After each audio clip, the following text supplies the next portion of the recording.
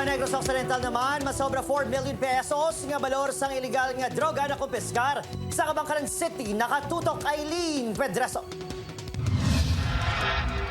Masobra 4 ka milyon nga balor sang ginapatihan iligal nga droga ang na-recover sa 3 ka individual sa ginpatigay nga drug by bus operation sa Barangay Hilamunan, Kabangkalan City.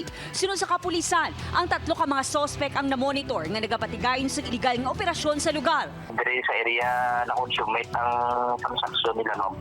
Naibaluan ang 19 anyos, 34 anyos nga babayi, kag 38 anyos nga lalaki ang lunsay mga pangayaw, kag gikan sa probinsya sang Lanao del Norte.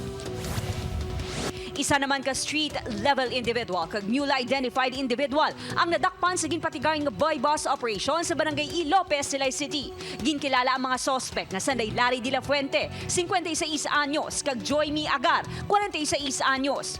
Mas sobra 60,000 pesos nga balor sang iligal nga droga ang nakuha sa duha. Samtang sa Banwasang Toboso, patayang 55 anyos nga si Alan Macasling Sr. sang gintiro sa ginapahayag 5 ka wala pa makilalaan nga suspetsado. Padayon ng investigasyon sa kapulisan sa motibo sa krimen, kag may persons of interest na ang kapulisan. Posible sunod sa kapulisan nga may kaangtanan sa negosyo nga punong sang biktima ang pagpatay sa iya. Pwede sa iyang negosyo nga punong o sa iya sa mga partida sa palibot. Meron na na-identify sa 5 ka perpetrator. Upod Keruel Banggoy, Aileen Pedreso. 1 Western Visayas.